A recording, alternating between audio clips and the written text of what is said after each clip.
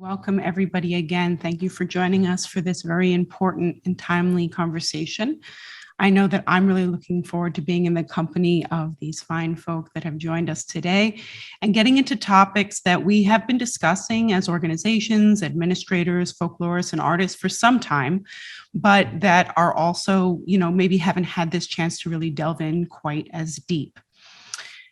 So to start us off, I'm actually going to just thank our sponsors for this program. Eric mentioned that originally the program, and typically each year, the Philadelphia Folklore Project would give technical assistance workshops that serve the greater Philadelphia region. And so for that reason, our lead funder on this program is the Pennsylvania Council on the Arts. But we were lucky enough to be able to make this a national conversation. And this is perhaps our most national of all the panels. I am the only person from Philadelphia repping today. And we were able to partner with the American Folklore Society and Urban Artistry, as Eric mentioned, and they've also financially supported the program and made your viewing possible this evening. I'm going to let our panelists introduce themselves since they can do that far more justice than I myself, but I'll give a little background on the Philadelphia Folklore Project in case there are any viewers watching who are not familiar with our work. I am the executive director of the Philadelphia Folklore Project, and our slogan since 1987 has been Folk Arts for Social Change. We are a small but hefty, I would say, citywide folk and traditional arts organization. We are an independent nonprofit, but we do serve the city of Philadelphia and its 5 surrounding counties. And we have been committed in a myriad of ways since 1987 to work in partnership and in local communities with artists, activists, leaders, and the like, to be problem solvers and to harness traditional knowledge in service of social change and to build the communities around ourselves that we want to see with the superpowers that we carry with us every day, which I would venture to call folk arts or folk life. And we'll certainly get into some of those definitions today. But we also have an all-star lineup here today with us, and I'm just going to call out their names, and then we'll begin with the deeper introductions. But we are joined by Cheryl Sheely from the National Endowment for the Arts, Bradley Hansen from the Tennessee Arts Commission, Amy Kitchener from the Alliance for the California Traditional Arts, and Junius Brickhouse from Urban Artistry. As you can see, it was very important to us to have a diversity of perspective and also a diversity of lived experience in this work in the applied and public folklore world. And so for that reason, I'm thrilled that we were able to have people representing so many different kinds of organizations from so many different places across the United States with their own unique perspectives on what we will discuss today. Our panel, as Eric mentioned, is the 4th and final panel in this series of technical assistance workshops, and we are calling it Arts Organizations Rethinking Our Roles. For this reason, we are joined by 4 professional folklorists, arts administrators, and/or culture workers stationed in various capacities at organizations around the country. I'd like to recognize, given the focus of our last 3 panels in this series, that we are not drawing a line between folklorist and folk arts practitioner. Folklorists can obviously also be practitioners, just as artists, and it can also be administrators. However, for this panel, we are looking specifically at the power dynamics embedded within negotiating cultural appropriation when tasked with advocating for and managing scarce resources, such as funding, professional opportunities, and cultural assets. We will delve into some of the terms that we use in our work and that I've already used so far, such as authentic lived experience, folk artist, traditionality, appropriation, and others. And we're going to reflect on how these definitions interface with and impact cultural production in various settings, ranging from grant applications and apprenticeship programs to program contents and strategic partnerships. We will also examine the politics of advocating for folk life and traditional arts in a larger art and funding space, and whether our definitions and protocols are properly serving us and our constituents or have unintended consequences we need to reconsider going forward. So that's a little bit about our conversation. And I believe another important person from our staff who's helped to make these possible, Cinta Penyami Storms, is available in the back end to queue up any media to do with our panelists' introductions.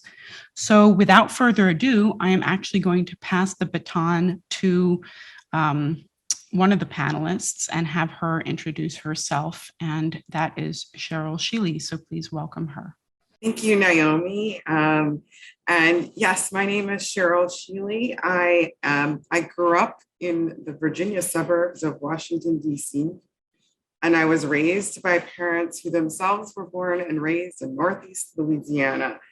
And I am here today as the Folk and Traditional Arts Specialist at the National Endowment for the Arts, an independent federal agency whose funding supports participation in the arts, creative expression, as well as arts research.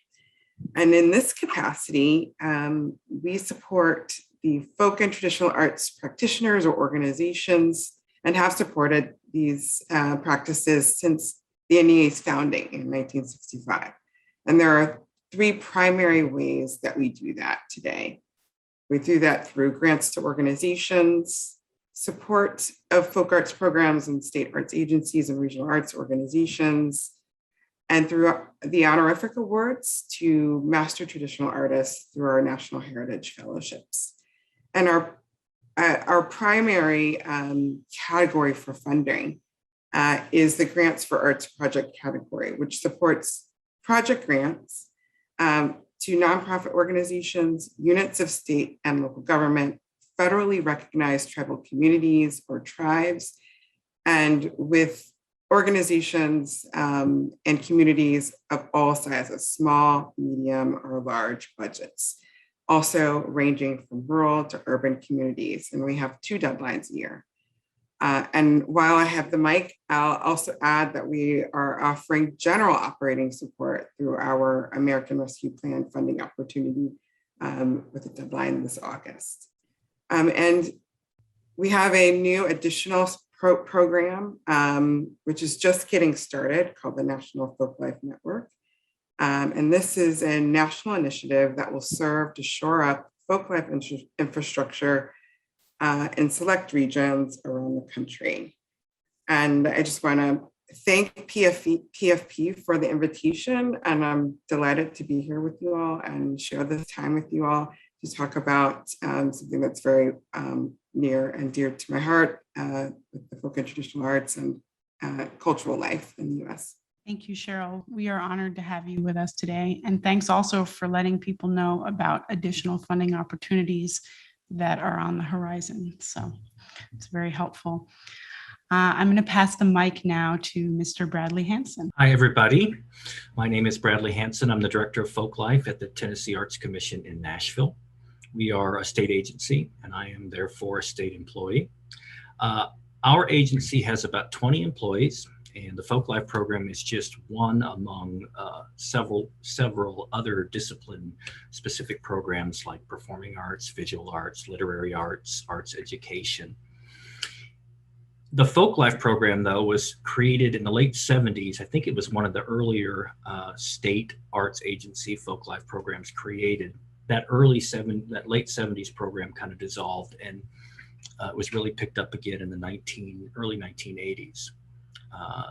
And today we manage about 50 grants of various sizes, some project grants, some operating support grants. We do about 12 to 13 traditional arts apprenticeship projects per year. And we have many ongoing fieldwork-based research and archival projects. We write, we photograph, and we create documentation of folk life in the state. Our agency has a budget of roughly $8 million, and folk life related funding is probably around $500,000 if you total the programming and the salaries and the grants, et cetera. Like most folk life programs, we receive federal funding from the NEA. Thank you, Cheryl. And so that relationship is ongoing as well. Otherwise, I did a PhD in ethnomusicology at Brown University, and I also worked many years seasonally and sometimes full-time for the Tennessee State Parks, doing culture work and field work and festivals and radio shows, et cetera, before being in this current position. And still today, I have some non-official, non-state folklorist work that I do, some academic and non-academic writing, some documentary film work that I do in my spare time. But by and large, my thinking on the topics we'll discuss today reflects my position as a folklorist working in the public sector for a government agency. And I also thank PFP for this invitation. Thank you. Thank you for accepting, Bradley. Without further adu, I now give you Amy Kitchener, the Executive Director of the Alliance for the California Traditional Arts. Thanks, Naomi. Good to be here with you wonderful colleagues, and I can see a lot of folks out there in Facebook land. I'm Amy Kitchener. I'm the founding director of the Alliance for California Traditional Arts. I'm calling you today from Yokuts territory in Central California, Fresno. I grew up on the East Coast in Washington, D.C., but have now lived in California longer than anywhere else. I identify as a folklorist, and I did very intentionally go to graduate school to study folklore and pursue a career as a public folklorist. But I found out early on that there were really very few sustainable jobs doing the kind of work I was imagining. So I had to basically build an infrastructure to work in, along with other visionary culture bearers, curators, and activists, as we like to call ourselves, who brought ACTA into being in 1997. Let's watch a short video about ACTA's work with California's culture bearers and bring them into the room with us.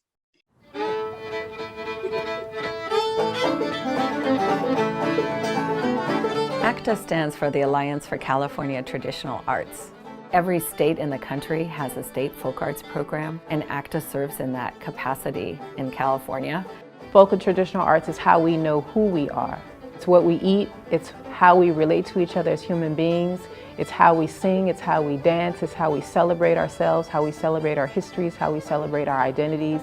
California is so big and so diverse, and I think that is really the beauty of California, how many ethnic groups they include in it.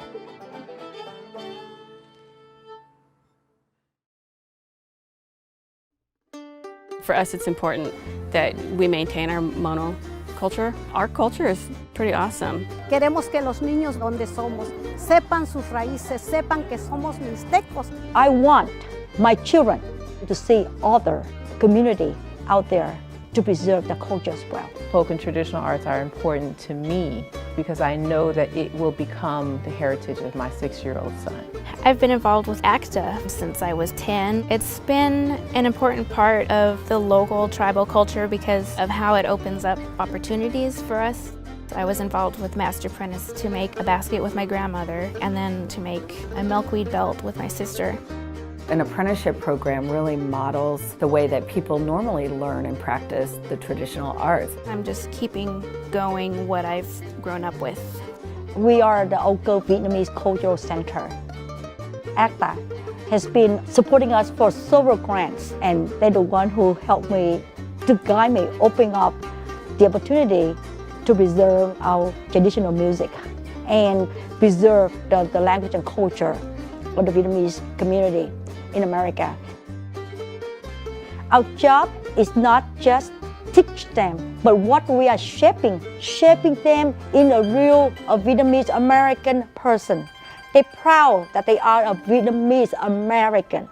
To me, ACTA is a key component there to preserve our heritage.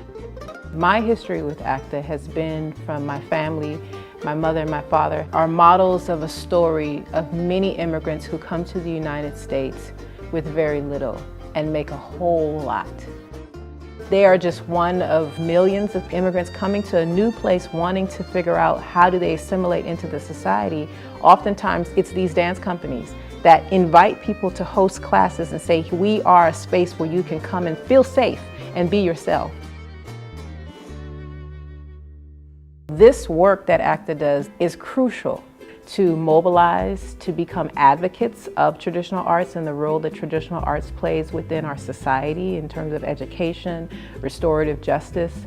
And ACTA has been that hub that brings cultural bearers, traditional artists together to say, how can we mobilize each other? How can we thrive? And how can we be the messengers, the gatekeepers of truth for the role that our art serves within our society and civilization? Think about the things that you would want your grandchildren or your children to know about your culture, how to make it or perform it or say it. We are learning, we are preserving, but it's about sharing arts. California's traditions belong to you. Thank you. I just wanted to add that since we made this video, we've updated our stats and we've now distributed over $7 million in grants and contracts to date in over 1,600 awards, including $660,000 in relief funds to individual artists this year. Thank you for inviting us into your world. So last but certainly not least, we're going to circle back. I unintentionally made a loop around the country. We started in the DC area and we're going to end in the DC area. And I call upon Mr. Junius Brickhouse of Urban Artistry to introduce himself as well. Peace and blessings, everyone. I'm Junius Brickhouse. I'm the founder and executive director at Urban Artistry. I'm a 501c3 located here in the Piscataway land in Adelphi, Maryland. I'm happy to be here. I want to thank PFP for having me. I have a slide that I'd like to share. This was a program that I started as a community-based program about 16 years ago, basically trying to meet the need of people doing hip hop, different types of street dance forms that were not centered in dance schools appropriately to the communities of practice. This program is rich, but I would say mostly it's heartfelt. We try to be as dynamic as possible, most certainly because the communities that we're in service to are just that. They have a lot of needs and they have a lot of interests. We try to ensure that our initiatives are backed up by our programming. And that includes everything from research into these different dance forms in their communities, whether that's here in the United States or abroad, or whether it's doing a personal dive into who we are personally, having a genome project and also ethnography programs and doing different types of work that would help us not only develop as a community, but to sustain as a community. I'm also the director of a cultural diplomacy program called Next Level. Next Level is a State Department, Bureau of Education and Cultural Affairs sponsored program administered by Meridian International Center. And it's a program where we go to several countries. We've been to 35 so far. We spend 2 to 3 weeks there, not only teaching different hip hop forms from beat making to aerosol art and dance, emceeing, but we also teach conflict transformation and professional development. And this is a video that I'd like to show of one of our artist educators that we take with us, and this is from Indonesia. I'm creating because they say that life is what you make it. I'm from the South, but I don't mess with the Confederation. How you expect to rock with G.I. Mazaba when half of your squadron can't even handle the pronunciation? I spit fresh because every word is a gift sent, but right now I feel like a lighthouse in a shipwreck.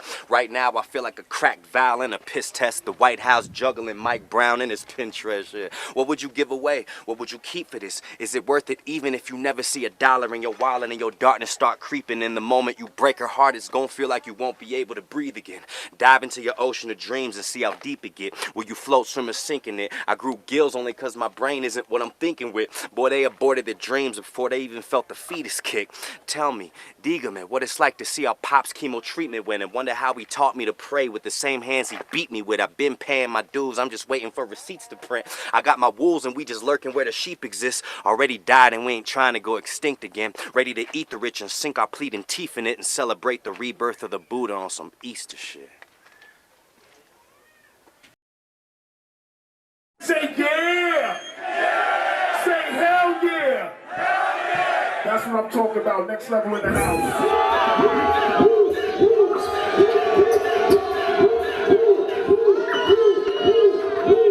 Hot damn, I'm great. I'm on the floor. Y'all still in the building? Yeah.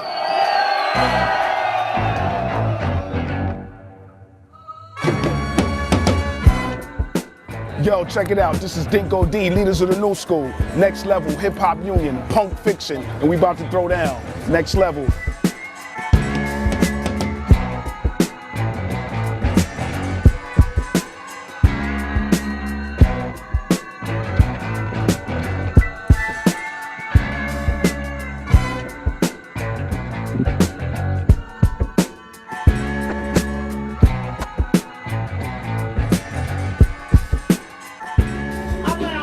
The way I be saving the day, give me a cape and the costume. But no, it's not Batman, it's the original black man that goes back like the Gap Band.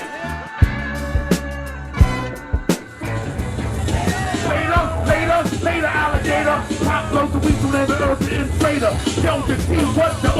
Incorporated INC into a flow. One flip, back, first, this left. Right, left. Yo, how that shot? Love y'all, Moscow.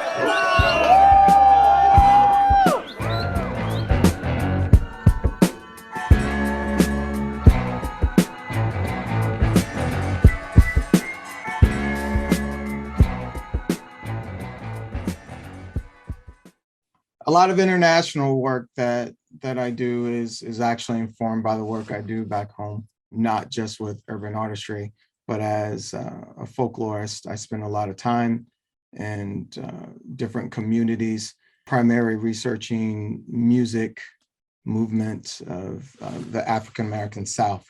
Some of the people that I work with is National Heritage Fellow Phil Wiggins, who's my good friend and harmonica mentor. Aljamain Hinton and the Hinton family is another one of the elders that I've worked with, and I still continue a relationship with the Hinton family. The late great John D. Holman, who recently passed away, is also another buck dancer and blues musician that I've worked with over the years, mostly trying to create a bridge between what inspires hip hop culture and what inspires street dance culture, and getting a larger view of who we are based on our elders and the work that they've done. And that concludes my slide. Thank you for your time. Thank you for your time, Junius. And I hope it's okay, but I'm going to take some more of it as we get into this conversation. But once again, thank you to all our wonderful panelists for agreeing to be here this evening and engage in what I hope to be a very fruitful discussion as we move forward. We're going to get started now with our conversation, and it's going to be pretty free-flowing and informal, as we like these conversations to be. However, I thought I would start off with a little story from the Philadelphia contingency from PFP that further situates our conversation today within the larger mission of these technical assistance workshops that we've been putting on. So you met Eric in the beginning. He is our Folk Art and Social Change Fellow. We also have another very important staff member, Sinta Penyami Storms, who, in addition to her work at PFP, is also a traditional Indonesian dancer. And like all of you with your wonderful presentations, PFP has been working in partnership with many artists. You know, we serve and support all, but we certainly have some really long-term key players who have been on our board and who have worked with us on our programming and continue to support the Folklore Project's work as of today. And one of those artists, Madhusmita Bora, who is a traditional Hatria dancer from India, she and Sinta actually were the core artists who brought this series of panels, this idea of having conversations around cultural appropriation to my attention and to the forefront. And when we sat down to discuss how we might parse out the theme and how we might, break out artists into these different contingencies, we actually didn't necessarily think we would even have a panel that had to do with arts administrators and folklorists, but it quickly became apparent that that was expressly requested by the community. And because that came up, actually, Sinta and Madhu, they were speaking and they said, we and also artists that we work with in the community, folks that we've heard over the years, we actually have some questions when we think about cultural appropriation, when we think about whether we're appropriating, whether we're sort of on the wrong side or the right side of that very messy and murky line, we have questions, particularly when it comes up with funding, right? When we start filling out grant applications, or when we start deciding to partner with organizations, that define themselves as working in the folk and traditional arts.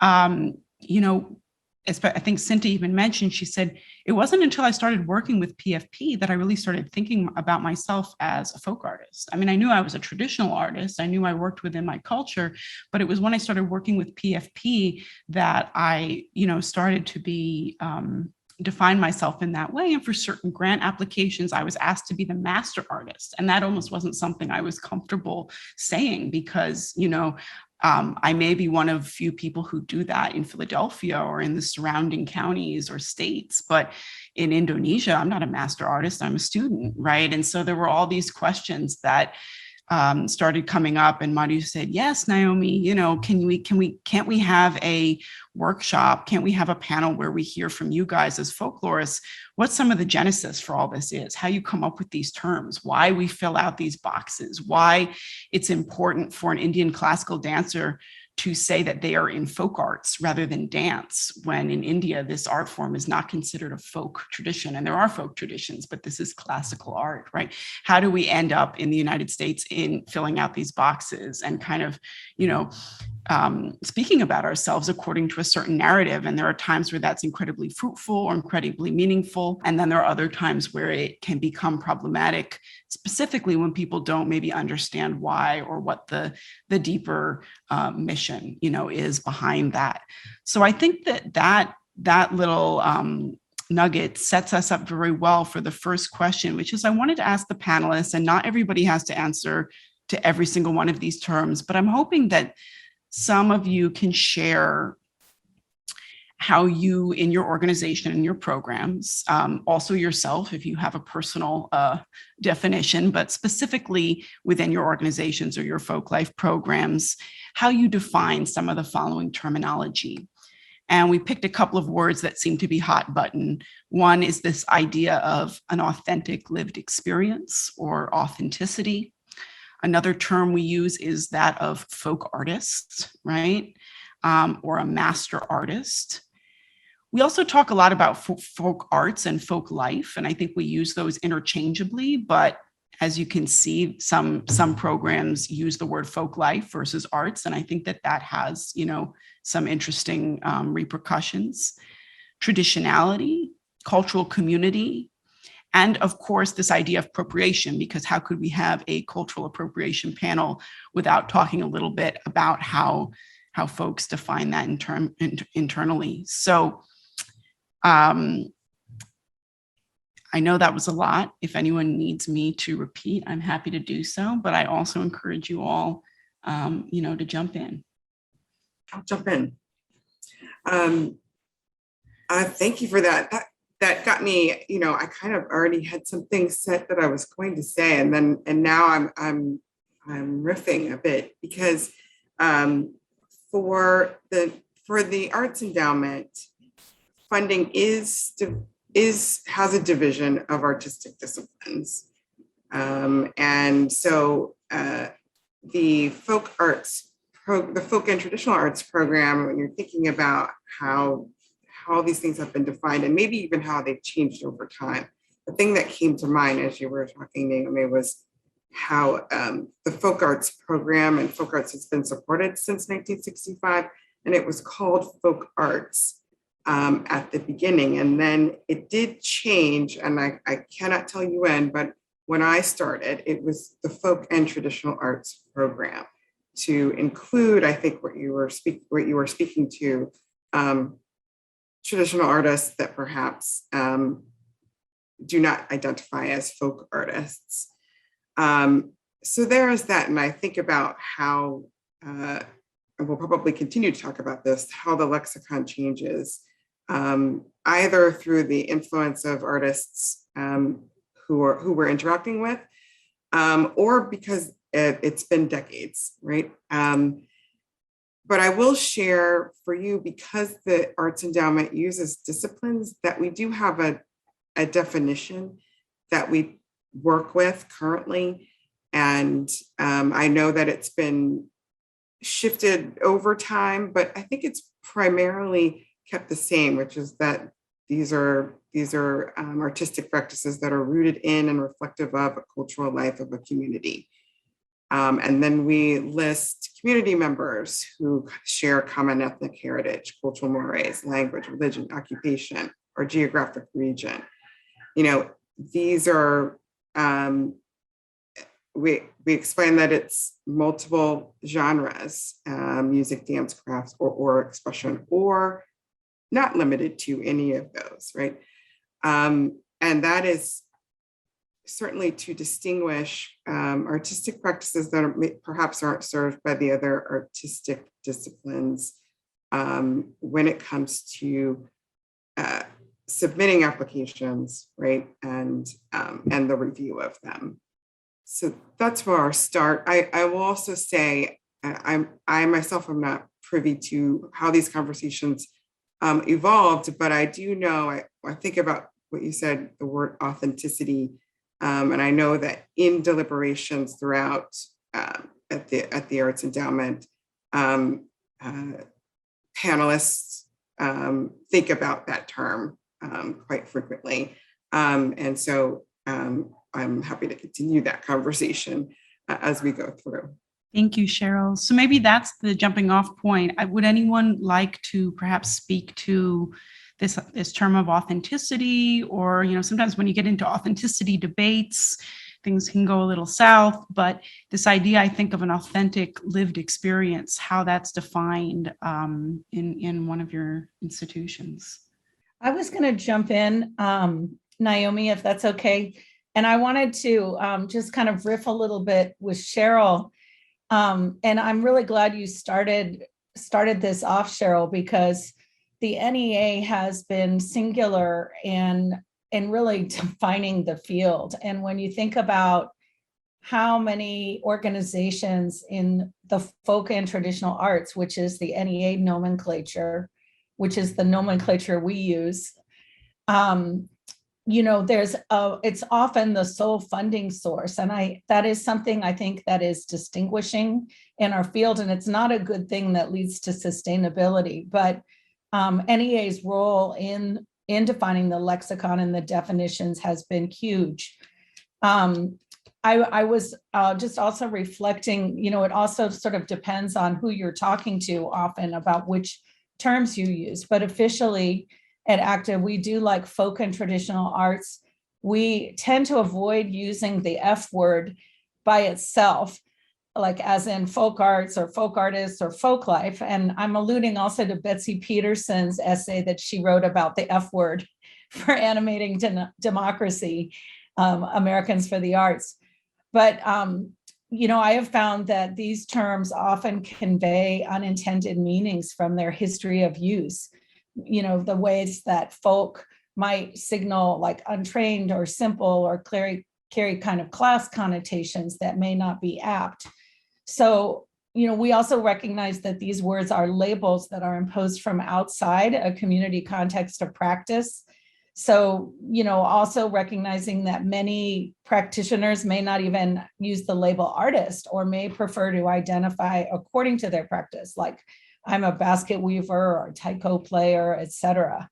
So anyway, I just, and to your question about authenticity, we do try to avoid that term altogether. We do use the term traditionality, which is often a criterion that we use in our grants funding programs and in the apprenticeship program to talk about an understanding of how the expression itself conforms to a community's aesthetics and values in a traditional art form. So it's not to say that we don't also recognize innovation, which is really inherently part of the definition of folk and traditional arts. I thought it was interesting, Cheryl mentioned this transition from folk arts to folk life, which happened in our organization too, around 2000. I don't know if that year lines up with other agencies, but but just generally, again, like Amy said, we don't talk a lot about authenticity. We do talk about traditionality, but even the term folk life is not self-explanatory. It does have, as Amy said, a lot of connotations. Maybe some people use folklore to mean false, bad connotations. But I remember when I applied for this job, I looked on the website and Folklife had this long definition, and none of the other programs did. Art wasn't defined, music wasn't defined, dance wasn't defined, but Folklife was. And maybe at the time I thought, well, that's a little strange, but I get it now. And we continue to have a definition of Folklife on our website. It's evolved, it's changed. It hopefully is a little bit more open than it once was, and it's pretty standard. I think a lot of the state programs reflect the definitions the NEA used, but I'll just say that I feel like we have to have a definition, and it can be applied variously. It can be flexible, but I believe it has to be there. It creates a space in my organization that is protected, and previous generations of state and regional and national organizations have fought for that space, which is held out by that definition. And it wasn't an easy fight. And if it were changed, if we all of a sudden started calling our programs cultural heritage programs, it would change the focus, it would dilute the focus. Even though that might be more self-explanatory to some, I think it's okay. Folklife is okay, and we do have to define it. And I know that it'll probably come up, this idea of using that definition to police people out, to police appropriators or whatever out of that space. But I try to think of it as keeping a space for constituencies and artists that are particular, and that we serve their particular needs and experiences. So I value that definition and that we have it. And not everyone in our organization, maybe no one except for myself and my colleague Evangel and me, sort of speak that language, but at least it's there, and it creates a space for us to hold open. So I'm pro definition. We talk about, we have these conversations so much, and I enjoy them, I really do. But I always find myself looking for, not feeling as pleased, right? Because it's like, how do I apply these things? So when I'm speaking to people from other organizations, it's like, how does that reflect on the work that I do?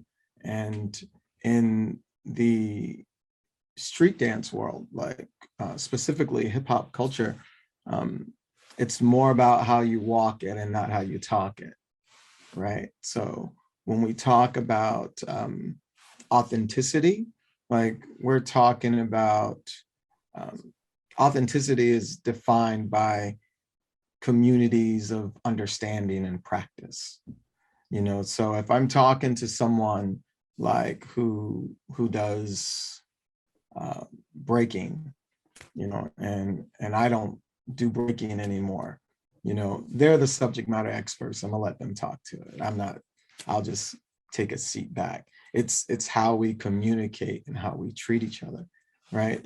The problem with that is in having conversations in those communities, in my communities, about sustainability, I'm leaning more towards the organizations who use that type of language. So trying to bridge those communities is sometimes crazy making, because language is important, and in cultural diplomacy, when I go to Indonesia or I go to Myanmar or I go to Nigeria, one of the things that I'm trying to do is I'm trying to communicate, and language helps me get there, right? So take away going abroad, and right here in the United States, like we're still speaking different languages to each other, so even, once we leave our communities, we are having to learn another language. So, I don't don't really have a choice or preference on the language that we use on these things. I'm just speaking in the language of the people that I'm surrounded by. What do you call this? What does this mean to you? And I just start there. The work that I do, my goal is to help people see each other a little bit better, and teaching them about the languages that they use to describe the arts that sometimes they even have in common. So I love having these conversations, and I guess I just keep having them because I truly believe, being an optimist, that a whole bunch of solutions are just going to pop up one day. And it may not be right now, it's not one. I just think there's a lot of things, and I think it lives in dialogue. Solutions live in dialogue. And leaning and talking about funding, when we get into that conversation, that's where it gets really, really complicated for communities that do not use the same language as the funding agencies. And I'm hoping that there's more people out there, like the panelists here, who are trying to bridge that gap and start and do what they can. So that's what I'll say about that. Thank you, Junius. Well, you set us up well, actually, for our next question. But before that, I just, one thing that really struck me that I was hoping might come out of this, and it has, is, one that we do all use a lot of words, but as Junius has said, sometimes the definitions vary, right? But even within folks who might sort of hang out around a particular definition, there's quite a bit of diversity, right, about how we use these terms, which ones we choose, when, why, how. And I think it's important, that we understand we don't just hold these terms to be like self-evident, right? They are living, breathing language of a field. And there's diversity, and there's discord as well, right, in how we use them depending on our situation, and also what the stakes are of a particular program. But one thing that really did come out there is how we define folk art or folk life in contrast, right? And particularly in contrast to the art world with a capital A. And I don't want to delve more into that just now, but when we get into the later part of our conversation, that has to do with folk arts advocacy, right? And when one thing is about us being culture brokers or funders and giving out money within a field, and then another thing is about where we get that money into the field to then start giving out, right? And I think that will be key as we get on in the conversation. But before we move on to how we employ these definitions in our work and in the distribution of resources, I am curious about the term appropriation, because no one picked up on that one. And I'm wondering if, in fact, the term cultural appropriation or that definition comes up for any of you internally in your organizations or even in your funding guidelines. And if not, why? Well, there were a lot of terms initially, Naomi, here. So I bet we all have more to say about all of them. So I'm glad we'll maybe do another round here on cultural appropriation straight up. And it's a really big idea and concept that's inherent in our work in this field. And it's something that I understand as producing a harmful result as a result of basically cultural transmission gone wrong. Or it may not even be cultural transmission, it could be cultural theft, right? Or destruction even. And when you think, about this idea, I think about the history of colonialism and white supremacy, and how does one group conquer another? They steal their cultural patrimony, and they destroy it. Like, that's the most powerful way to dominate a group of people, and we've seen that through history. Less dramatic, but also harmful, is taking cultural elements out of the context of a community practice and using it for individual benefit. And that's the kind of cultural appropriation that we're most often talking about. I think we at ACTA, in terms of our role with this, we don't see our role to police this per se, but we do see it as a responsibility to ask really thoughtful questions, you know, in our applications and in our programs, so that we understand the positionality of culture bearers and artists who are engaged in cultural transmission. So, you know, I think that really the community, we want to see that the community stewardship is in place, right? And that's where the protocols are happening. And so, you know, who is authorized to teach by a community, or who is authorized to conduct ceremony, et cetera. So we want to be able to look for signs of that, you know, as people are proposing grants, et cetera. So, you know, that's why it's really important to talk about lineage and how understanding how culture bearers, who did they learn from? How did they learn? You know, how does your community, how is this tradition significant in the context of your community? Questions like that. I would say the idea of cultural appropriation is omnipresent in the work that I do and in the communities I work with. Before I started urban artistry specifically, for me, it was important to have people understand the reality of what it meant to be an educator, you know, and, you know, it's a huge responsibility. And one thing that we do like often is we also often talk in singular form, you know, we say the community, you know, when we're talking about dance specifically, like we'll say the hip hop community or the house dance community, but we know that they are multiple communities. And in all of those communities, they have their codes, you know, they have their traditions and they have a way that they operate, you know. So for me, the way our organization wanted to address that was, hey, speak from your experience and from your training and from your lineage, you know. Hip hop, you know, may be from New York, but all over the world, different communities have something to say.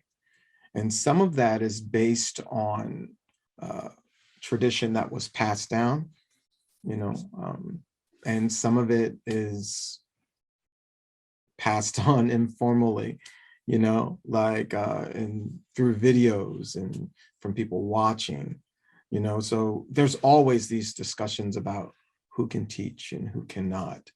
And, you know, we try to do our part and lean towards promoting artists that are informed and that are grounded and that are continuing to educate themselves and operating on their own experience. Appropriation in our communities usually shows up in some form of disrespect, like Amy touched on. You know, it's the kind of thing that it's not the thing that's unreasonable. It's not like, oh yeah, you aren't very good, you know, so you should not. You know, it's in a lot of ways it's turned actually toxic, you know, where now it's based on your ethnicity, you know, if you can teach this, you know, if this form is from this community and their ethnicity is this, you cannot do that. This is a recent thing that that has come up, and you know, it's ruined a lot of relationships, and a lot of careers, programs have stopped under the guise that they're helping people or they're taking care of people by no longer providing those services. It's definitely a topic that I hope that people can see the effects that it has, that it's not just something that we debate about, with our friends when we get together. But it's actually something that's reaching out into communities and impacting people. So there's a responsibility, that we have as administrators, to have those conversations and to allow people to represent their communities and say what they need and what that looks like. And even sometimes say what's reasonable, and what isn't. In our organization, we use the term, and I inherited this, the Folklife program works with projects that support the community of origin. And that gets into all, what is the community? What is the community of origin? But like Amy was saying, and Junius, let the applicant define that. Let the panel that we put together assess that. Let these definitions be flexible enough that if an outsider is part of this project, but it benefits the community of origin, then that can be a viable, fundable project. They got to show that, and hopefully these definitions that we develop, it's kind of a point of privilege to look at a definition and think, well, I can, this is flexible enough, I can turn it the way I want to turn it, rather than some might come to it, look at it like it's a legal standard. This is the law. I don't fit this standard. We have to go out and hopefully in our technical assistance, like these panels, explain to people that these definitions are there and they're important, but how can we all work together to get to an end project? What's the end goal? And we work backwards in these definitions and how we benefit the community. And that could mean all kinds of things. But we use that phrase, community of origin, in our apprenticeship program, and I think in our grants program too. But we let and encourage applicants to sort of explain that in their narrative themselves and let the panel assess that. I'll leave it at that. Similarly to Bradley, we sort of use our definition, and then the applicant is then responsible to describe how they wish this project to address their community and their needs. So what is revealed there, hopefully the panel brings with them, folks like yourselves, your own understandings of what cultural appropriation might be and whether or not you can review that and think about that in how an applicant is describing what the project is. So there isn't a clear definition, nothing official in our guidelines. And Junius, I didn't mean to cut you off before. Were you going to ask another question?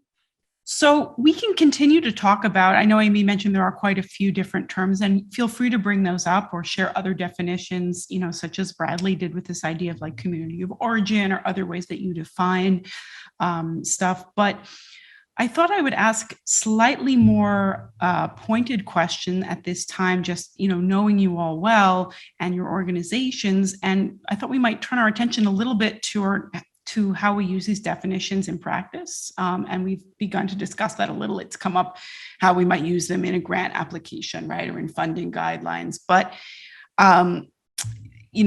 when we were preparing for the panel, I know that there were some areas that you guys each sort of specialize in with your organization or program. And I thought it might be interesting to hear some real life examples from there. Bradley, I was wondering if you could focus in. I know that you have a really, I like to call it a really robust apprenticeship program. You always correct me that it's not actually as old as one might think, and it's been a really important build for the Folklife department. But I'm wondering if you could talk a little bit about that program and how some of these terms have been employed with respect to the application process and how you build partnerships there between quote unquote master artists and apprentices? We started our apprenticeship program only in 2016. You know, this is the most tried and true model of folk life programming and transmission. And it's funny, it's like we introduced a totally new concept to the state of Tennessee in 2016 that was decades old and met all kinds of resistance or questioning. The first thing we encountered is that our management team, they were skeptical of an apprenticeship program. They were leery because they were moving away from funding individuals, paying one person to do something. There was a lot of risk in that, potentially. It's easier to fund an organization. So, and I'll credit Dana Everett Spain, who was my colleague at the time, who was had done apprenticeship programs in Missouri and Colorado and New Mexico, and was really guiding me. Let's get this done in Tennessee. This program in Tennessee had been around for 30 years, and there'd never been an apprenticeship program. Even in this vast network of folk life organizations and projects, never an apprenticeship program. So we had to hit upon some language that convinced the management team that this was a great thing. And we hit upon the fact that this program would address rare and endangered traditions. All right. There's some words that are self-explanatory. Yeah. And that's okay. You know, this program, they thought this is going to save things. This is going to save traditions. Now they could latch on. And they got it. You know, this program was going to be designed to counter cultural decline, cultural appropriation, but we had to make sure that we weren't hindered by those terms too. You know, if we just have this rare and endangered, what is that, you know? So over time, we were able to develop an understanding of those terms that meant we could also serve immigrant communities who were working with traditions that might not be rare and endangered in their home, in their community of origin, but we're in Tennessee. So they're here, they're for this program too. And that worked. I mean, it might be robust now. We were told right away, all these projects need to be home runs, you know, home runs. So of course we were going to go for we haven't mentioned the word canon, but the things that someone would think, these are the canonical folk life traditions in Tennessee. We're going to have the blues from Memphis and the fiddlers from the Cumberland Plateau. But we were also able to adapt that language to have every year immigrant communities represented. And, you know, it's worked out well for us. And it's still, though, we still have guidelines. You know, we still have a panel that adjudicates these applications based on this language that we had to have in order to get this thing created. So with every project that comes our way, we're trying to help these applicants speak the language. There's no avoiding it. And some speak the language easily, and some might, you know, maybe their art form, maybe their life as an artist is half in studio art and half in traditional art. We're going to help them focus on that part. But we deal with these definitions all the time because our management wants to have a shorthand that they can go to legislators with. And we got to give them a good shorthand. But then we're stuck with that shorthand too. But I think we've done okay. And I think other programs have used the rare and endangered language. We still use it.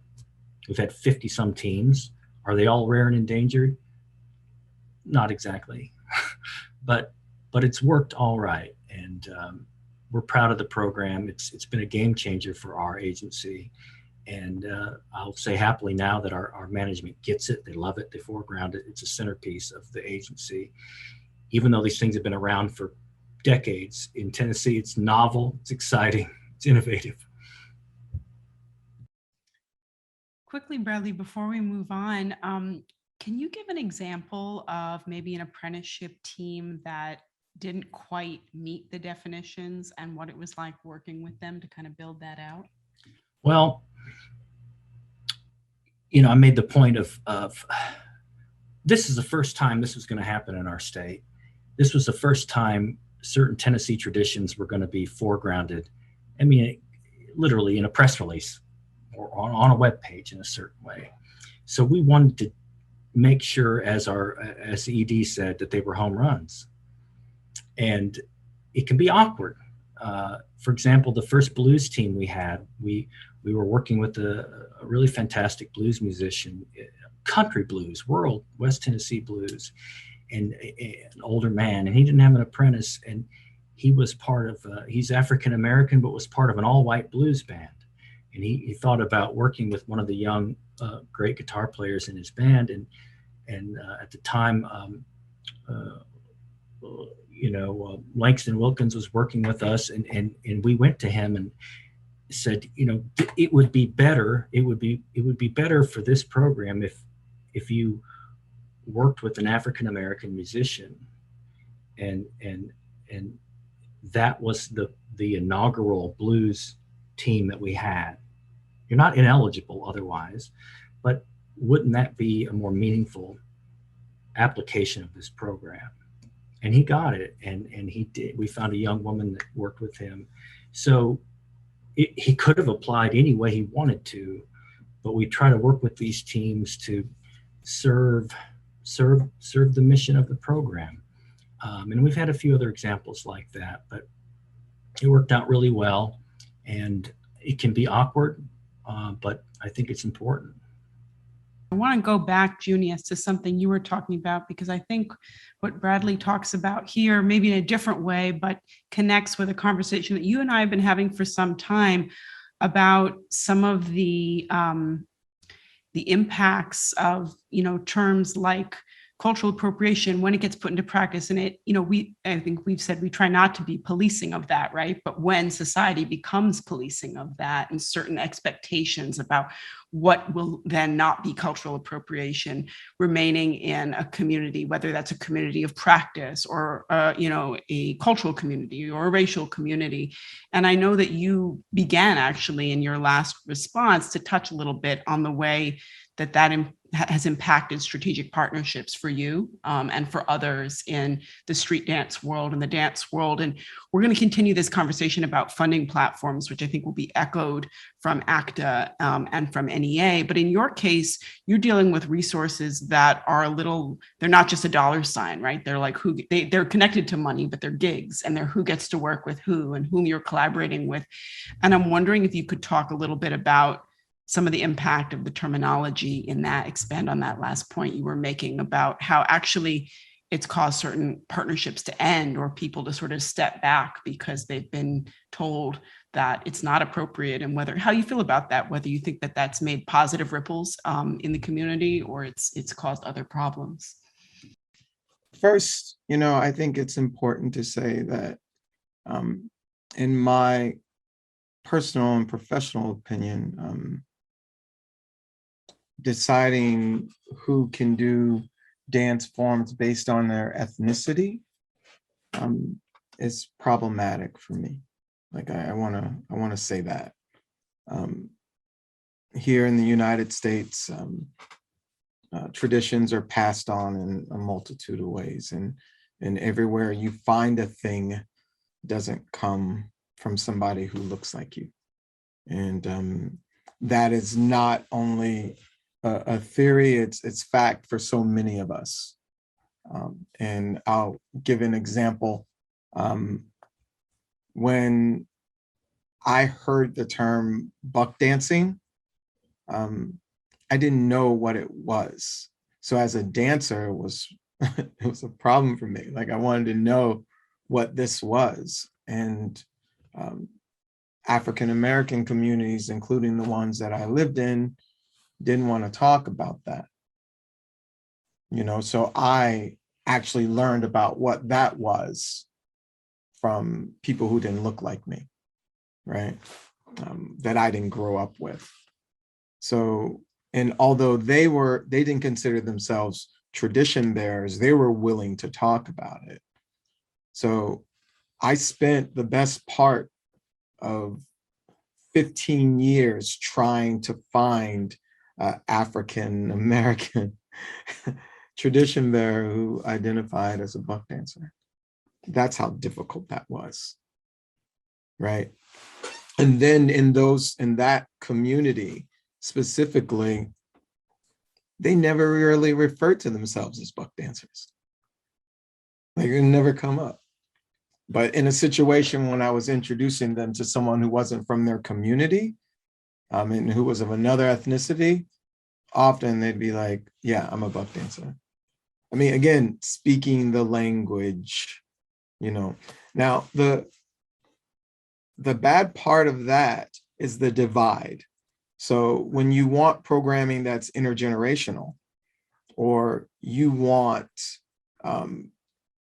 elder artists to be seen, and to be honored by generations of artists that are doing forms that come from that type of movement or come from that tradition, there's this huge gap. And so this thing about like who can and who cannot gets really complicated in that space, because we have younger generations of buck dancers like who are not connected to elder communities. So what does that look like, and how do they teach? And these questions that they're having amongst themselves end up as conflict. and there's less art happening and more arguing and fighting. Down the road, looking at street dance culture, what that looks like in our communities, people who live in communities in Mongolia, it's very difficult for them to center African Americans in teaching a hip hop tradition, right? That's really difficult for them to do. But African American communities of origin are saying, hey, we need people to stop. We need them to look at where these things come from and try to make connections to those communities, because if you're doing it without us, you aren't doing it considering us. That's complicated. It's very, very complicated.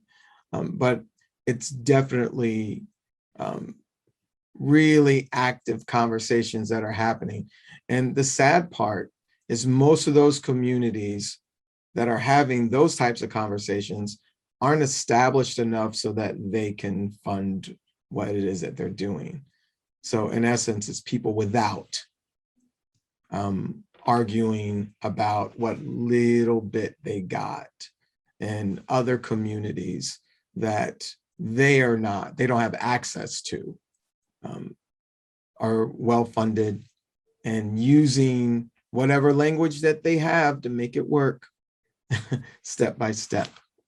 And what that means is the people who suffer most are the communities that are on the margins, i.e. in countries or in smaller communities where I have friends in Austria that do classes and arts programming for displaced communities, right?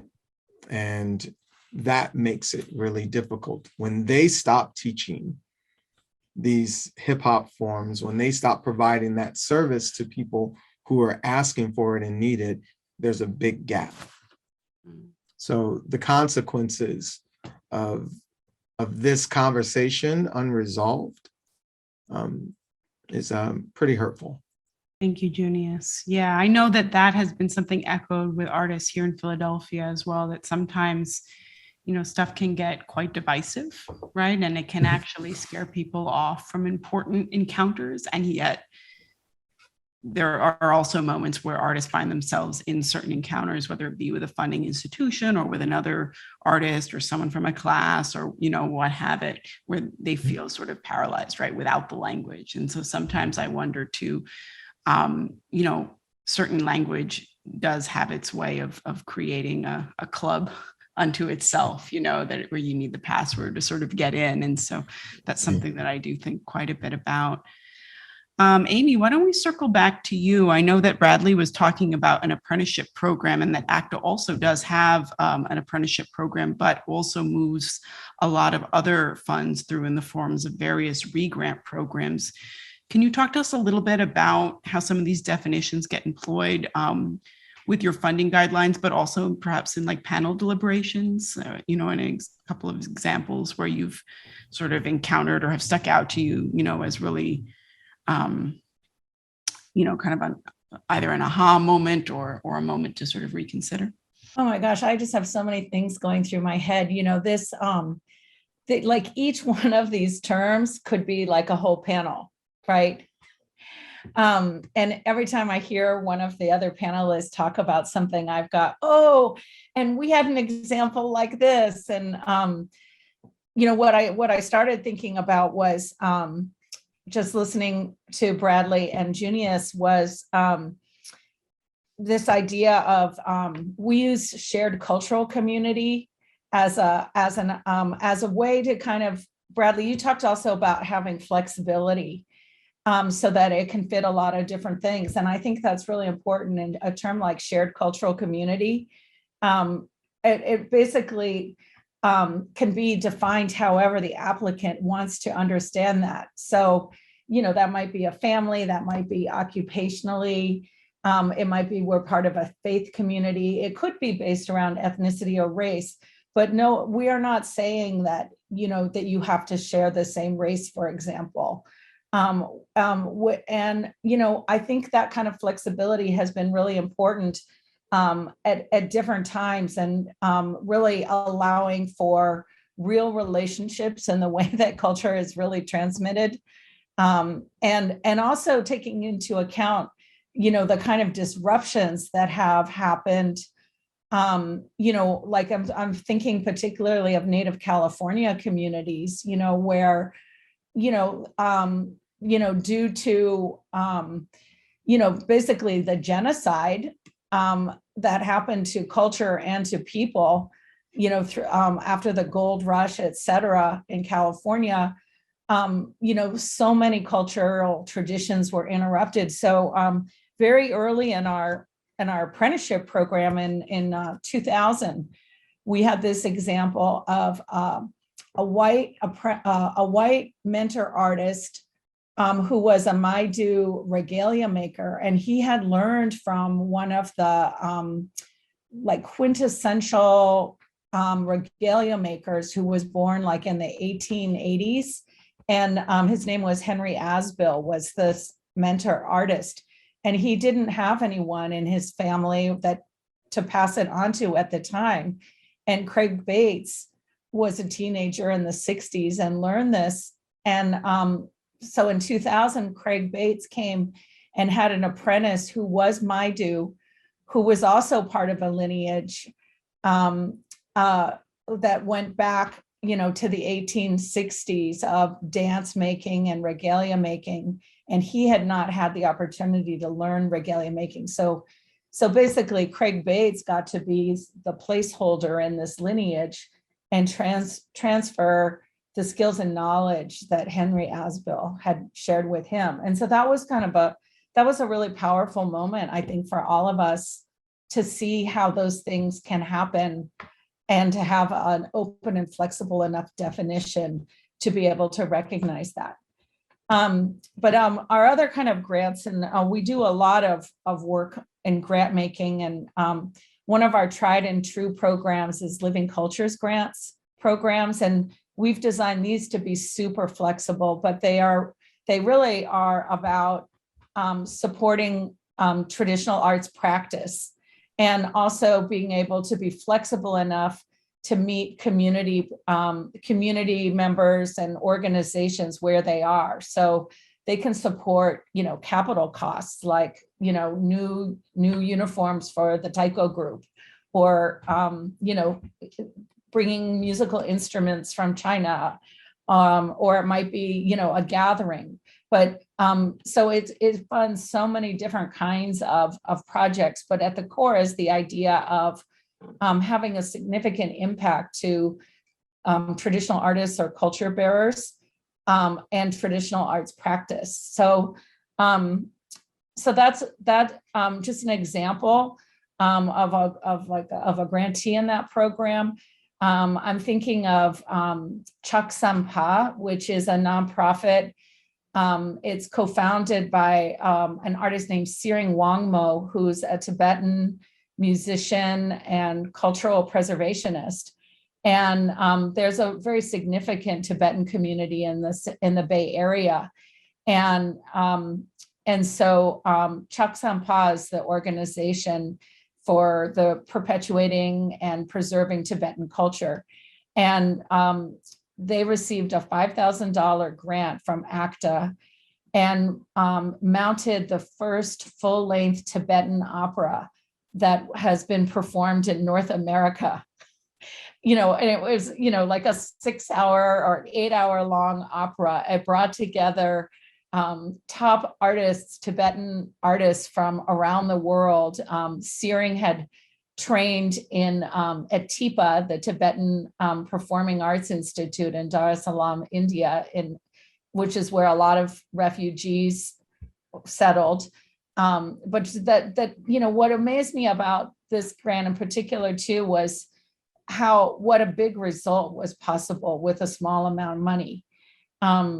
Another example of a grant from Chak Sampa more recently was a preservation project where Sering recorded her mother's songs from the Kangpo region of Tibet, which had previously not been documented elsewhere. So I think one of our aims with Living Cultures grants is that we work with first-time grantees, and that's really a specialty. And so every year, like 30 to 40% of the applicants and the grantees are first-time grant writers. And so we sort of are trying to create an entry point to grants funding. And so a goal is, how to scaffold onto the success of a grant with ACTA, which may be a small grant, to other funding, like a state grant or even an NEA grant. And we see that over time. We also are able to be a conduit to private foundation funding. And so this is a re-granting program, Living Cultures.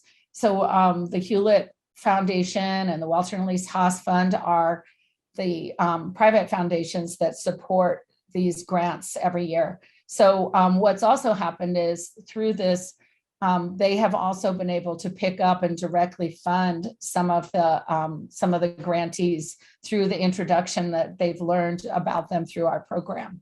So to me, that's success, is to kind of be a point of entry along this pathway towards funding.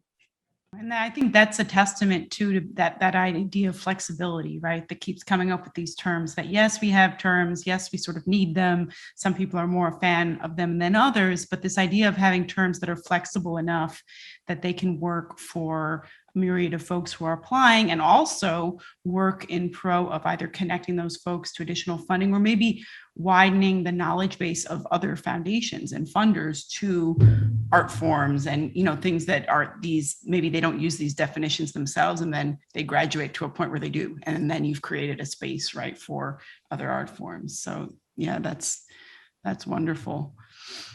Cheryl, I know you actually talked quite a bit already. You actually read out some guidelines and definitions from NEA, but I was wondering if you might speak a little bit about the Heritage Award as well, and some of the definitions, the way it gets employed there, because I think that that's an interesting sort of mirror with ideas of like apprenticeship programs, right? Or this idea of the like kind of ultimate master artist status. And I was hoping you might talk a little about that.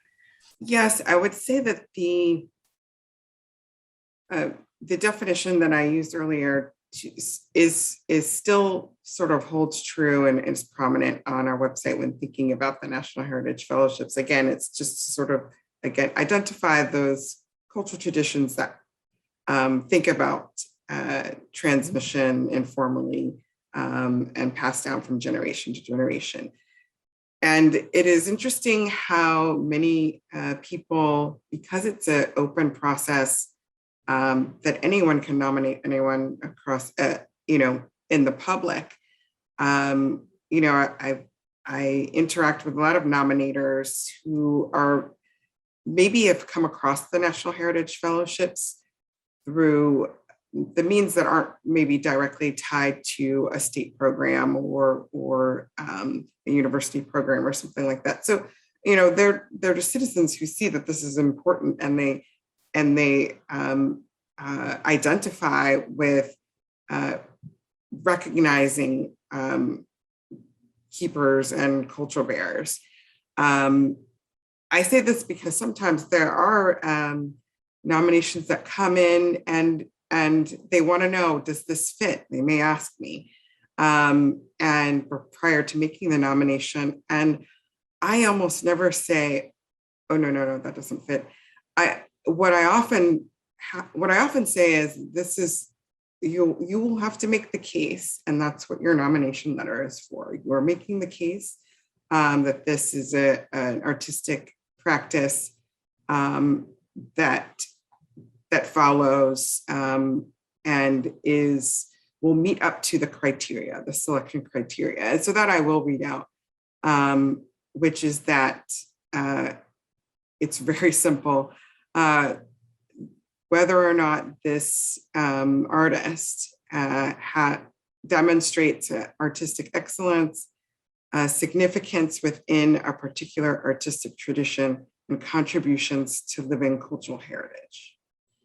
And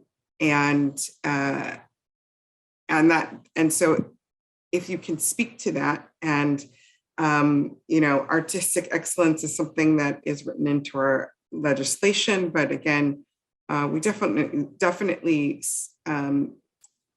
look to the community to define what that is, and we look to our panelists to be able to review the materials that are submitted to determine if that's, if the parameters have been met, essentially. And I think that is, I think it holds up, because even though sometimes things aren't successful, I think the very act of making that case can still inform the field as it moves through the process year to year, and I think about throughout the almost 40 years that we're coming up to of the Heritage Fellowships, you have a breadth of traditions, but one of which I want to bring up is go-go music and Chuck Brown, and how it sort of represents this a almost new tradition, if you want to call it that, right? Maybe it wasn't, I think it perhaps even started, when the program Folk and Traditional Arts started, right, in the 70s. So here it is in the 90s, and it's recognized, and maybe in the 70s, I don't know, if the 80s, if it would have been. So, or if it had been previously submitted earlier in the process, but keeping it in the minds of those folks who are reviewing these nominations, then you do tend to influence the culture, if you will. So that's how I think it can still remain flexible as a program. And like I said, we do not say no when someone wants to know, does this fit?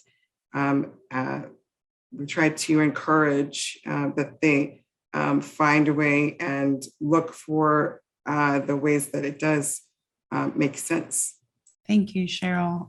And so I think that sets us up. I have one sort of wrap-up question. Sadly, as we knew it would, the time has flown by and we have to leave a little room for Q&A. So we're not going to get to so many things that are floating in my head, and I'm sure all of yours as well.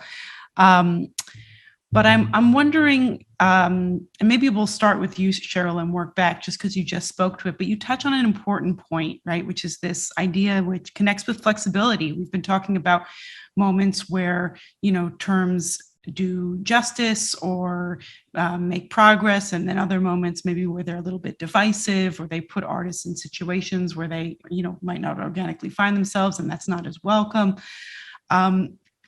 But, I think if we're thinking about being flexible with terms, right, and we talked about how all of these terms have either been created over time or been evolved over time in the field. Do you know when you say, like, you never say no, you never say something isn't a folk and traditional art, or like it doesn't count towards a nomination for a National Heritage Fellowship?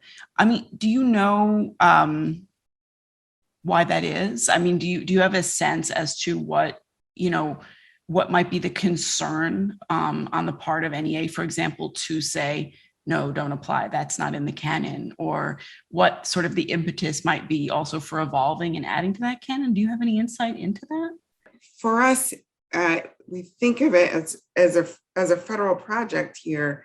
We're looking to citizens, we're looking to the panel to make a conversation, a discussion to make that determination, and not me sitting at my desk and it being very top down.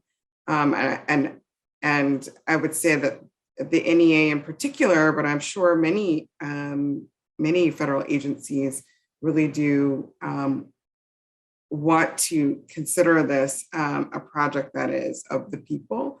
So that, I think, is why it's important to put the question to the panel. I don't mean to put you on the spot. I'm just, I'm curious, and I'm wondering, to wrap up, if the others might share a moment that you recall from your work where either the kind of folklore canon was widened, right? Like you encountered a new tradition, you felt the need to kind of rethink a term or rethink the role of a term in a decision-making process. A moment where you saw something change in the work. I think that might be a nice way to wrap up, and then move on to our questions from the audience. I think that I'll first say that I'm still in the struggle, and the struggle is real. I work with these forms and in communities that struggle to level up and be seen. Part of that is learning to speak the languages of the communities that they want to be in, and the institutions that they need funding from. But I can say that working with so many communities that are starting to see themselves as tradition bearers and like use that terminology to empower themselves has been really, really beautiful, and not put themselves on the margins, and really starting to come up. Cheryl talked about go-go music in DC, and all of the communities that surround that, not just the musicians, but the dancers, and the club promoters, like all of these people are starting to coalesce around this idea of being seen is also our work to do. And just like, it is the work of people to be considered, tradition bearers, you have to do that work. You can't just be born into it. It takes the practice, it takes the articulation of what it is that you learned. And some would even argue how to pass that on. So that it can develop and sustain, So, I think that's where I'm at with it now. I think the question is, would I be willing to lose all of my jobs for something better? And the answer to that is yes. I'd give it all up for this utopia, right? This Pangea of sorts of people seeing each other and recognizing each other's traditions. But yeah, I think that's what I'll have to say to that.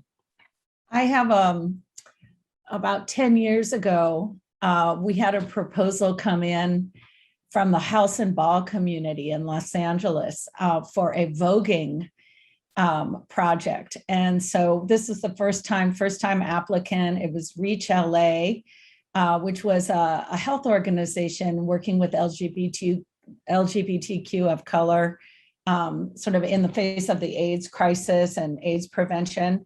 And this proposal made a really compelling case of voguing as a traditional arts expression. What was really clear is like this shared membership in a cultural community, the community aesthetics, the values, even the lineage. This proposal was about documenting and recording the legacies of different legendary figures in house and ball performance.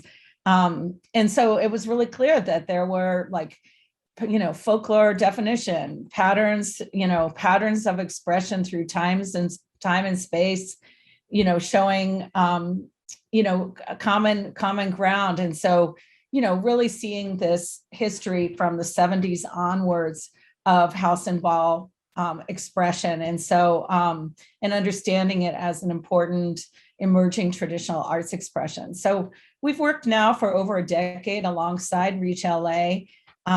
They have a new organization now called the House of AWT, AWT, which is Artists Working Together, dedicated to promoting the artistic and cultural expressions of house and ball.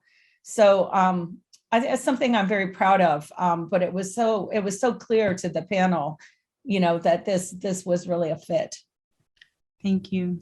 Thank you, Amy. Yeah, I think that particular tradition is so interesting. I know that a dear friend and colleague of mine, Aaron Page over at Arts Westchester, actually recently encountered the same thing. He had a voguing community that was interested in doing programming, and there was a moment where it was like, do we do this in this program? And not so much from him, but from the larger arts agency that had these definitions about what the canon was and what folklore was. And then the answer was, well, these terms, it's not like there's just a laundry list or, who are we, as Cheryl said, to say yes or no. It's more about what are these flexible definitions and, how are they put into practice? And if it checks all the different boxes, regardless of how much it looks or feels like something else, then, it is. So I think that's a great example. Bradley, do you want to be our last commentor? Yeah, I don't know how the other state Folklife programs are doing when they're situated in arts agencies, but it sometimes feels like Folklife needs to look like art or seem like art to get approval. But we've made progress with that in the last few years. For example, Alan Benton, who is a meat curer, Benton's Bacon, got our state heritage award, and suddenly Foodways was the thing. Suddenly Foodways made sense to the powers that be.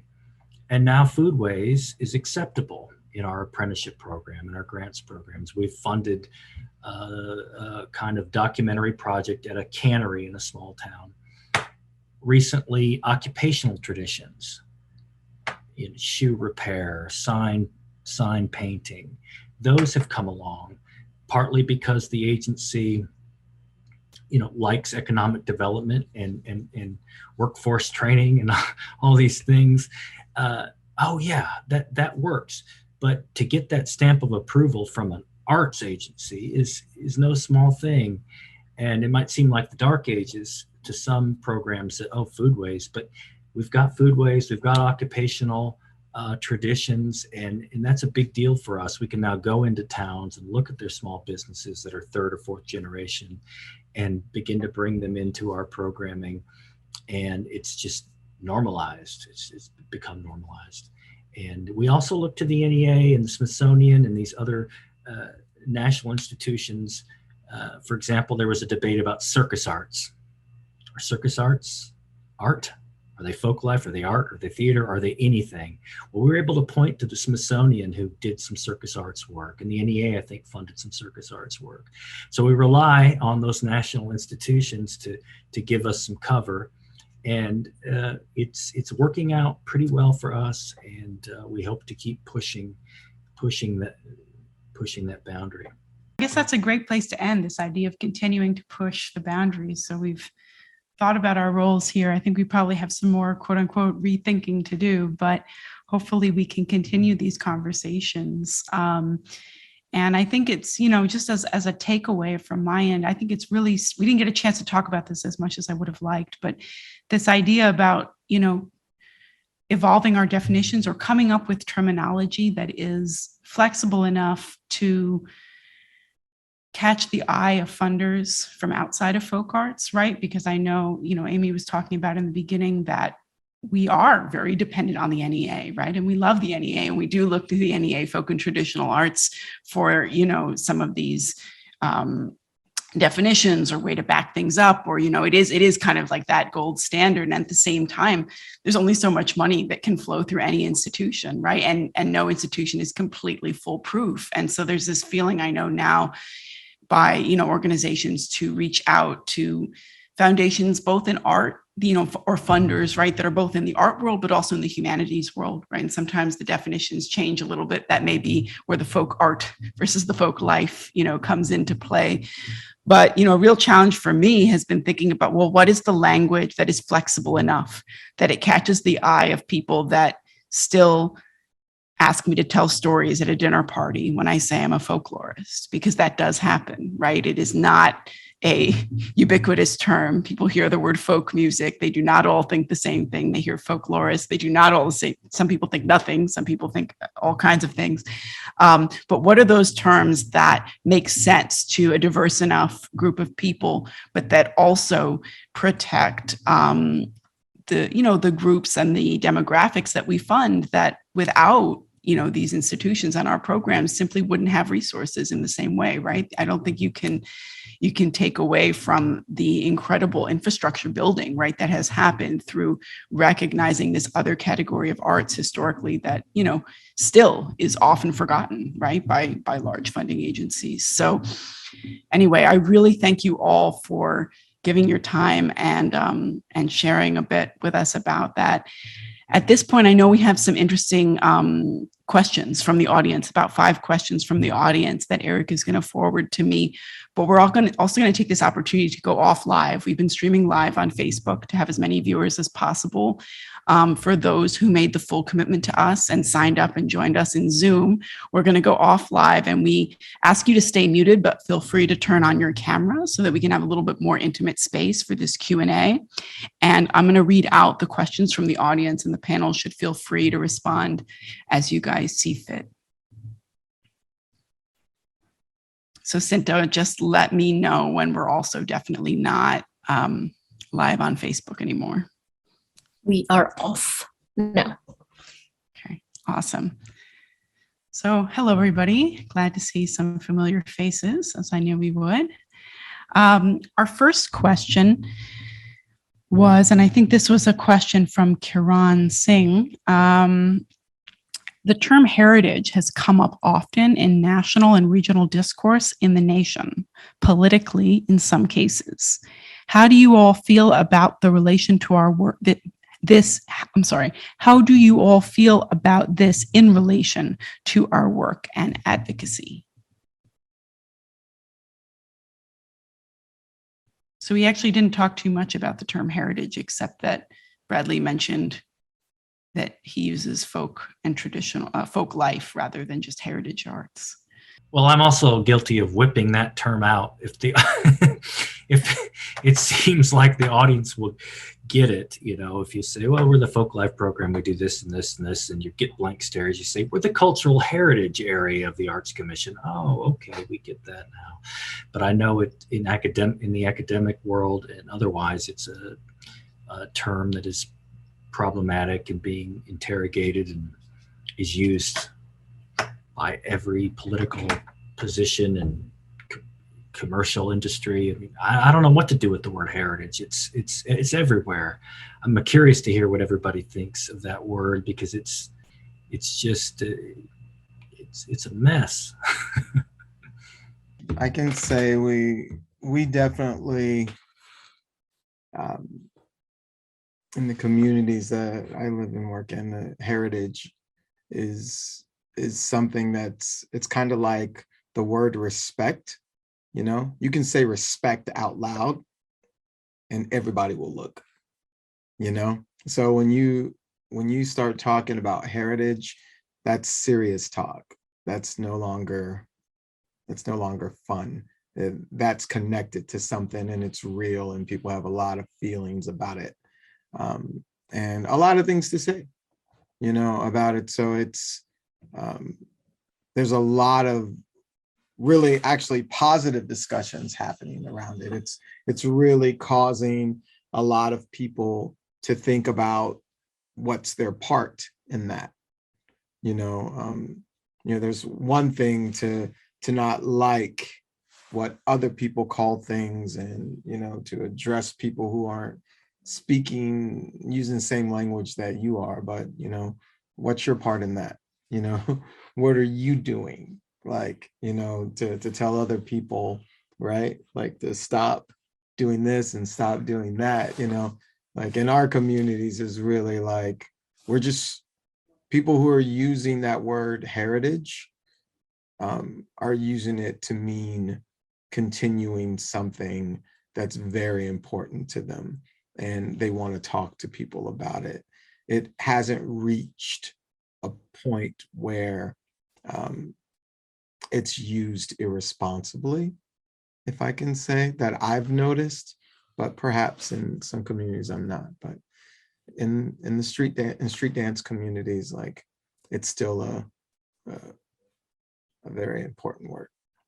I'll jump in quickly because the Honor Effect program that I manage has the word heritage right in it. And I would say that it is something that we've worked hard to, we still have to define what the National Heritage Fellowships is and what it does. So you can't just sort of just say the three words National Heritage Fellowship and people know, as we've talked about earlier. It's not entirely self-evident. You think it would be, but it isn't.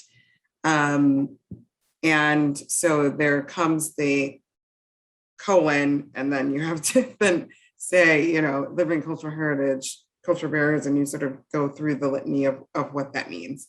So I think because it is, the word is everyone's to use,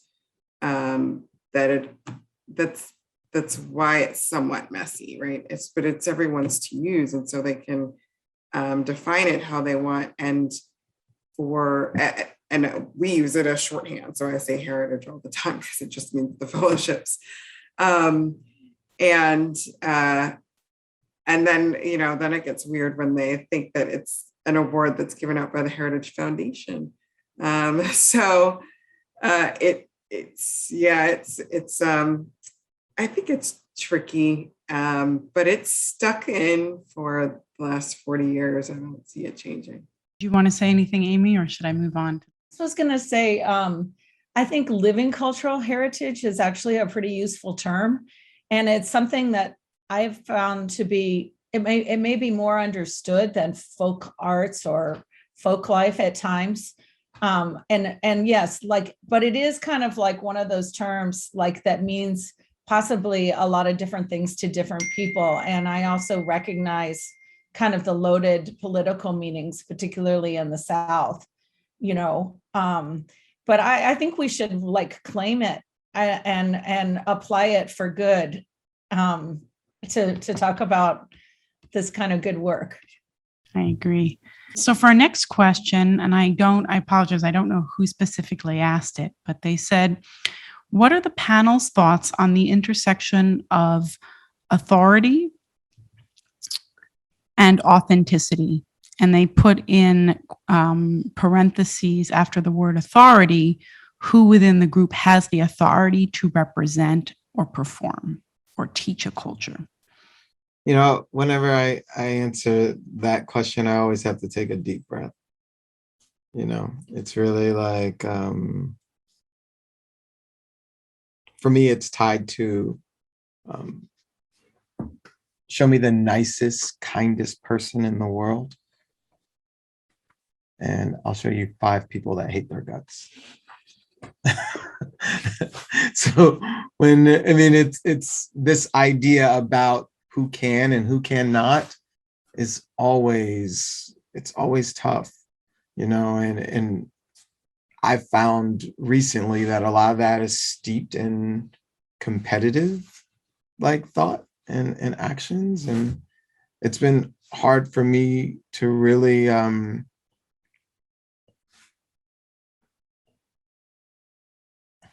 it's been hard for me to kind of put a finger on what's real and frankly what's just petty. You know, so this thing about, you know, authority, like what does that mean? Like, don't you have to accept that?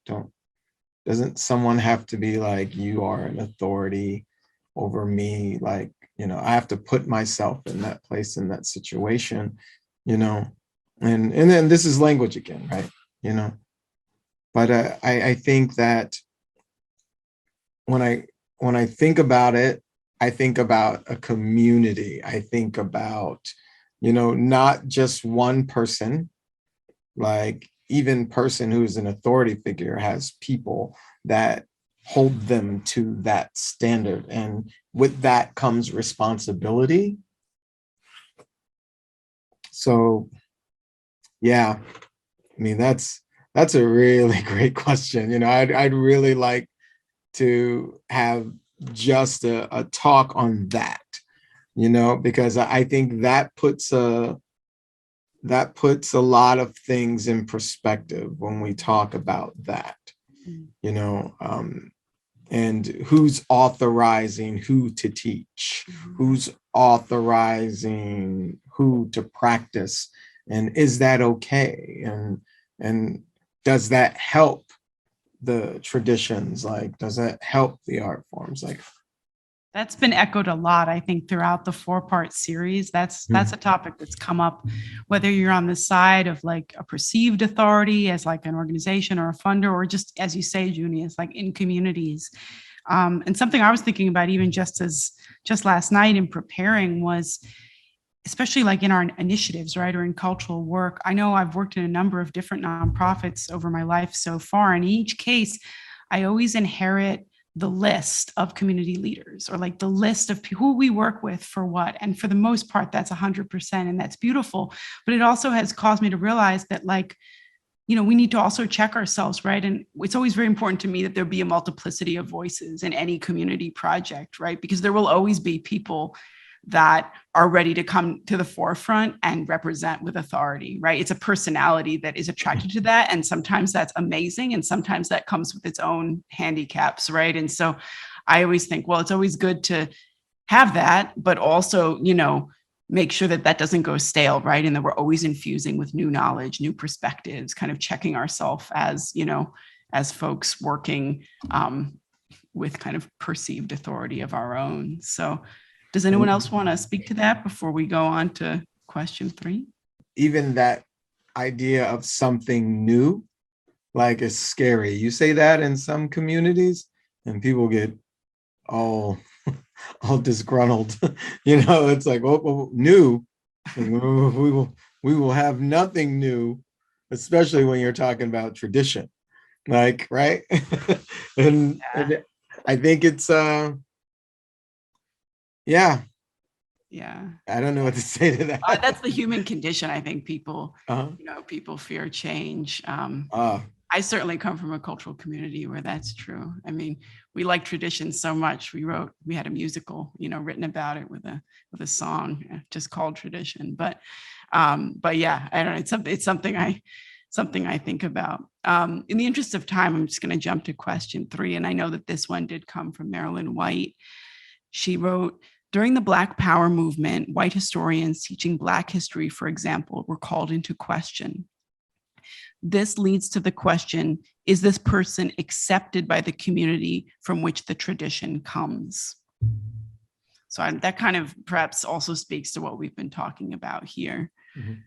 And I'm sorry, I forgot the question there. She says, is this person accepted from the community which the tradition comes? So she's wondering, is that the question in there? This is definitely relevant. People who violate are people who violate. People who don't know or people who don't know. And that stuff is usually blatantly obvious, but I think that there's something to be said.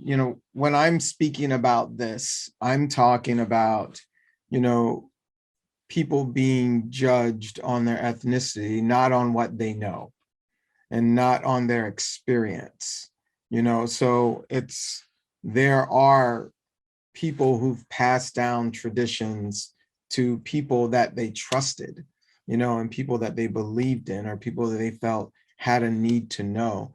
And it had nothing to do with cultural heritage in a way that says, oh yeah, based on your ethnicity, because we're of this tribe, right? Or we're of this group of people, therefore I'm passing this on to you. There's room for that. I'm totally fine with people who decide to pass that on within. For me, that's not the argument at all. It's I see that this is divisive because it also interrupts culture and it keeps things from living. It's why a guy like me from the South didn't know what buck dancing was as an adult. How is that possible? That I'm a dancer and I don't know that. It's because people are not transferring that information. And it could be, and it's for a multitude of reasons. And those reasons I understand specifically in my case, but I'm saying if we're talking about living traditions and we're talking about like things that live so that they can be passed on and they're passed on, therefore they live, we have to look at the things that break us. We have to look at the things that disrupt, that transfer of information. And I think we should have very honest and stern conversations about them, even if it is difficult, even if, I get a little pushback from all types of communities. I'm just trying to say, look at what I went through. If you want that to happen to the next generations, if you want them to have to search to find you, you want them to dig or have to wait, a decade and a half to learn something about a community that's connected to them, keep doing it in a hateful way. Keep doing it in a way that's bigoted. And definitely that's something that will disrupt that process and progress. Thank you, guys. We actually have a question from Maggie Holtzberg, which I think is connected here. So it's good. Our questions are sort of linking up. But she writes, what are your thoughts about the pushback from DEI literature or diversity, equity, and inclusion literature / consultants on using the word excellence in definition and guidelines as white supremacy? Sorry, my eyes are doing something funny to me. I have terrible vision, forgive me. What are your thoughts about the pushback from DEI literature / consultants on using the word excellence in definitions and guidelines as a white supremacist term? Doesn't this ignore the fact that we defer to the cultural community to define what is beautiful, well-made, or high quality? I think it's really important to recognize that artistic excellence has been used in as a way to preserve white supremacy and arts funding, and so just look at the history of arts funding and looking at it was Holly Sidford's report a decade ago about 99% of the funding went to the richest 1% of kind of white mainstream organizations, right?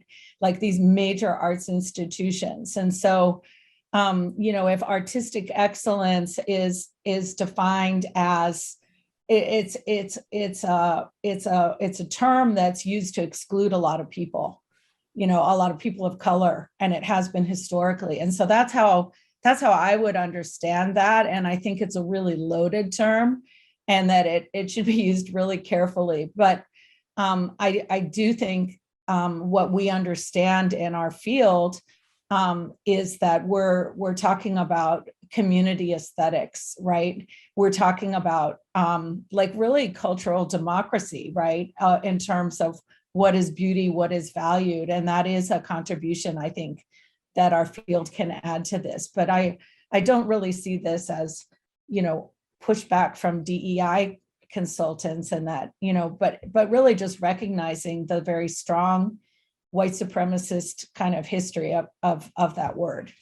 Our last question, which actually, thank you for asking this, Charlie. It comes from Charlie Seaman, sort of like Maggie's question, gets to a question that we sort of had on the list and we couldn't talk about in our time frame. But he writes, can you address the differences between the concept of cultural appropriation and the creolization or sharing borrowing in between cultural communities? When doing this, it should be specific to the community that you're talking about. I mean, I think everyone defines it differently. I think we're getting ourselves in trouble once we start to create this standard and apply it to every community.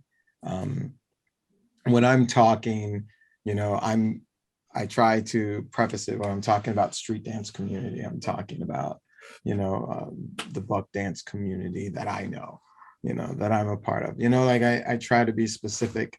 And I think it's probably just an exercise in trust, asking people who aren't from those communities, because, everyone's gonna have a different opinion, of what that is and what that looks like. And if you're talking to someone who considers themselves an authority, a subject matter expert, or God forbid, a gatekeeper, they're probably going to have a stronger response to that than someone who just considers himself a student or a practitioner, specifically in our communities, the communities I'm in, people are appropriation, seriously just comes with some level of disrespect. It's like, whoa, this feels, it rests in things like, hey, this person who is now living in the city that I live in, says that they learned all of these things from the same people that I know, but we don't know that person. Do you guys know this person? No, we don't know him. He's not a student of yours. You never work with her. Okay, this is really strange. This is odd. Does it mean that what they're doing isn't good? No, not always. Sometimes it's quality, so the disrespect, isn't in how well they perform. It's that they do so dishonestly. And when you do that and you erase people and you make people smaller, it's hard for people in some of these cultures to get from underneath that foot, because there's a lot of context to why that has always been made okay. So how do they get better? How do they do something different in their own communities, right? So that was a bit of a tangent, but I hope that addressed it a little bit, at least from my perspective. One thing that I was thinking about in prepping for this panel was this, right? And the fact that what happens when not cultural appropriation in the negative sense, not in the sense of someone representing themselves for personal gain and removing themselves from a community or commercializing a tradition, or doing something where the power dynamic is really off. But how do we deal with traditions, because they exist, right, where certain types of appropriating behavior are part of the traditional philosophy or the wisdom, right? And I wonder, I know, Junius, we talked a little about this with regards to hip hop, right? And sampling, and like this idea that there are certain traditions where borrowing or, creolization, or however you want to call it, are integral to the process. So, I think the power dynamic is huge there, and probably the main piece as to how and why that occurs. But it's a really important question, and I think it's important to check ourselves in that area as well.